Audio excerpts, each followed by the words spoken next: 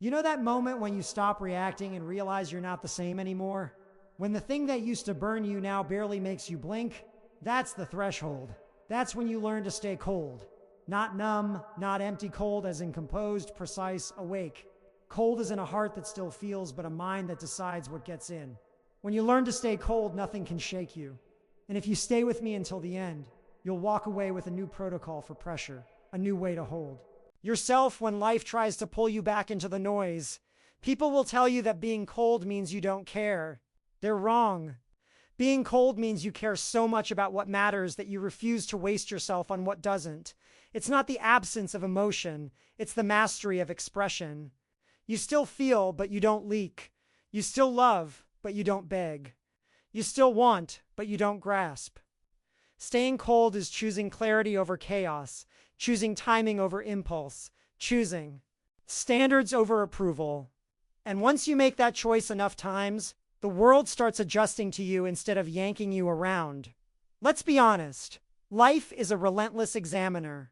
It tests your edges, presses the bruise to see if you still flinch. It sends you delays, misunderstandings, and people who push your buttons like it's their job. You cannot stop the exam from arriving, but you can decide the grade you sit for. Staying cold is your grade. It's the difference between why is this happening to me and this is data. Let me respond like a surgeon, not a spark. You stop living as a fuse and start living as a circuit current still moves, but only in the channels you choose. Think about the last time you fired off a message you wish you could unsend. The last time a split second of heat cost you days of repair. The last time your mouth got there before your mind. That is the tax of being warm in the wrong moment. Staying cold is not about becoming a statue. It's about cooling your reaction long enough to see the board. When you can see the board, you stop playing checkers with your life and start playing chess. Instead of I felt it, so I said it, you move to I weighed it, so I did it. That's a different life. Here's a simple truth the loud rarely understand. Respect doesn't come from volume. It comes from voltage. It's not how much noise you make. It's how much current you hold without spilling. Most people live at the mercy of their temperature. They wake up warm, someone says something sideways, and they boil over. The day owns them. But you, when you learn to command your temperature, you walk through the same day with a different weather system. Others bring storms. You bring winter air, crisp, clear, unbothered. Nothing grips where the ice is smooth. Drama can't find a handhold on a calm mind. Cold is not cruel. Cold is clean. Cold is what a surgeon's hands must be before the cut, what a pilot's voice must be when alarms start flashing, what a leader's eyes must be when the room panics. Cold is your operational state when life goes live. You can be warm afterward, generous afterward, expressive afterward. But in the moment that matters, when the decision locks in cold saves your future from your present mood. And yet, this is where people will test you the hardest. The second you stop feeding a fire, those who live off sparks get hungry. They'll call you distant. They'll say you changed. They'll toss stones at the glass of your calm too. Hear something break. Smile. Their need for your explosion is proof that your stillness intimidates them. It reflects their lack of self-command. When you don't dance to the rhythm of provocation, you expose the empty DJ booth in their head. They weren't talking to you. They were craving the rush of your reaction. Don't give it to them. You are not a vending machine for emotional sugar. Staying cold begins with a pause. Not a dramatic silence meant to punish, but a skilled breath meant to choose.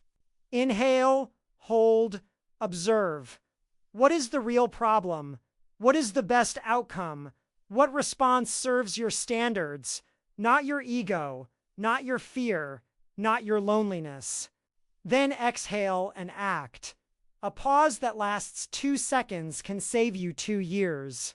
A measured reply can keep you from a courtroom, from a breakup, from a bridge you will need later. Every time you pause, you're not avoiding life. You're protecting the life you're building. Cold is a boundary that doesn't need a speech. You don't have to. Write a manifesto explaining why you won't engage. Your consistency speaks. When you stop replying to chaos, chaos stops calling. When you stop defending the obvious defends you. When you stop chasing closure from people committed to confusion, you reclaim your oxygen. Staying cold is a boundary in motion. It's the rhythm of less response, more results. Fewer explanations, cleaner exits. Fewer promises, stronger delivery. You will be tempted to perform warmth to be liked. You will. Be tempted to leak reassurance so no one thinks you're arrogant. Beware. Over-explaining is the camouflage of the uncertain. If you know your why, if you own your calendar, if you keep your word to yourself, you do not owe a PowerPoint for every no. You owe yourself integrity. The cold learn to disappoint quickly what would poison slowly. That is kindness to your future. Pain trained your cold. Be honest about that. You did not wake up stoic. You learned to stop touching flames that promised heat but left scars. You learned to stop bargaining with patterns that apologized on Sunday and repeated by Friday. You learned to stop building houses in floods. Your cold is earned. It is not a wall. It is a gate with a code called standards. The right people will learn the code. The wrong people will complain about the gate. Let them. Your life is not a public park. Staying cold is not withholding love. It's upgrading love from a reaction to a decision. You love intentionally, not impulsively. You choose generosity without self-depletion. You say yes without self-erasure. You offer help without turning yourself into a bridge everyone tramples. Love that burns with no pilot light is a wildfire. Love that burns with a thermostat warms a home. Be a thermostat. Set the temperature. Keep it steady. Notice how your mind changes when you lower the heat. Memories stop screaming and start teaching. Criticism stops stabbing and starts sorting. Loneliness stops howling and starts asking better questions. What do I need? What do I value? Who proves they can carry my truth without dropping it? When you're not scrambling to be understood, you finally understand yourself. That is the quiet upgrade the world never advertises. The moment you become your own safe place, you stop auditioning for shelter. Here's a tactic that looks simple but rewires your days. The 3 meters rule: mouth, mood, move. Before you speak, check your mouth. Am I about to defend my worth or move the outcome? Forward? Before you trust your feeling, check your mood. Is this emotion triggered by the present or a ghost from the past? Before you take a step, check your move. Does this action align with my standards or just relieve discomfort? If any answer is off, you don't act, you cool.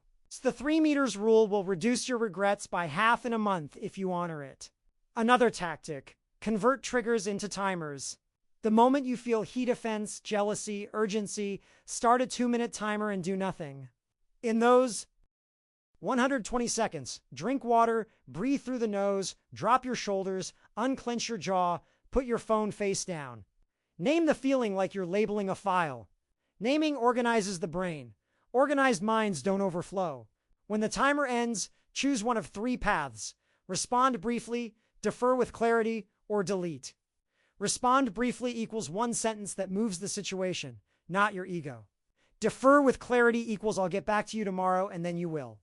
Delete equals your future. Thanking you. Cold also means strategic silence. Not everything deserves your side of the story. Not every accusation requires your thesis. Explain once if the listener is sincere. If they are committed to misunderstanding, silence is your verdict. Do not argue for your reality in a courtroom built on someone else's projection. The judge is biased. The jury is paid in drama. Leave. The truth ages well. Let time be your lawyer. You will discover an unexpected side effect. Calm compels. Competence. The calmer you are, the clearer your plan becomes. The clearer your plan, the smaller your circle. The smaller your circle, the faster your execution.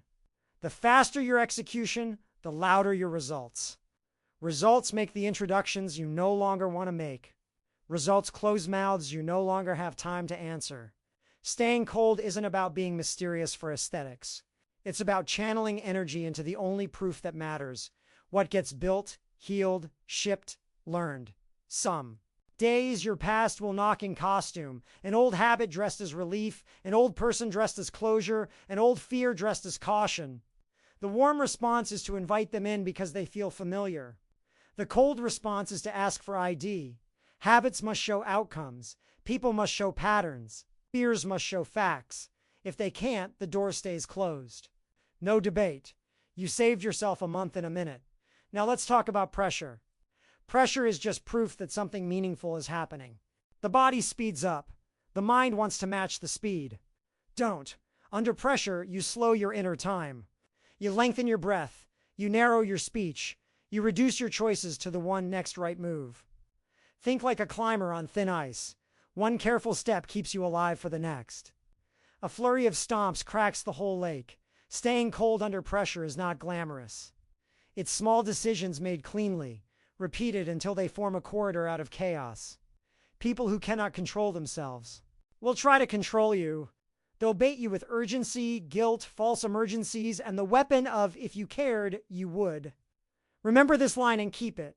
If I cared less, I would rush this. Because I care, I will do it right. That sentence melts manipulation. It reframes your cold as care for quality, for truth, for outcomes, not as indifference. You're not slow. You're precise. Precision protects what panic destroys. You will also learn to love the word later, not as procrastination, but as protection. Impulsive you says yes to avoid discomfort. Cold you says later to let the facts surface. Scams hate the word later. Temptations hate the word later. Your calm loves it. Later is the bridge between feeling and fact. Later is where bad deals die without a fight and good deals prove they can wait. If you're worried that staying cold will make you lonely, hear this. Cold doesn't isolate you. It filters you. The noise thins. The few who remain can breathe your air. You will. Laugh more not because life got easier, but because drama stops sitting at your table. You will sleep deeper, not because nothing hurts, but because nothing hijacks. You will speak less, not because you are scared, but because your words are assets now, not loose change. And then one day, in the middle of what used to trigger you, you'll notice there is space where your reaction used to be. In that space, you will place a standard, a question, a smile, a boundary, a prayer. In that space, you will build a life that cannot be yanked apart by the hands that used to. That is the moment you know, I'm cold now, not frozen, focused, not hard, honed. If you've listened this far, you feel it, the shift. You are not who you were when you started. The edges are smoother. The inner room is tidier. The mirror is kinder because the rules are clearer. You can be warm on purpose now, not by accident. You can be generous without bleeding. You can be kind without collapsing. You can be loving without losing yourself. That is power. That is peace. That is the rare combination the world recognizes and respects, even if it never admits it. So here is your vow if you want it. Say it out loud or type it below. I choose the calm that makes me strong. That is not a slogan. It's an operating system. It tells your nervous system we're not chasing. It tells your history we're not repeating. It tells your future we're coming prepared. And when you see this again in your feed or in your notes or in a message from someone who needed it the day you did, it will remind you, this is who I am now. If this message found you at the right time, leave a like so it can reach someone else's right time. Subscribe for more training in self-mastery, focus, and psychological strength. Share this with the one person in your circle who is ready to stop reacting and start deciding. And in the comments, write the vow so it anchors in your mind. I choose the calm that makes me strong. Peace is not a gift you wait for, it is a skill you practice. Practice it now, practice it tomorrow. Practice it until the world realizes it cannot move you without your permission, because when you learn to stay cold, nothing can shake you.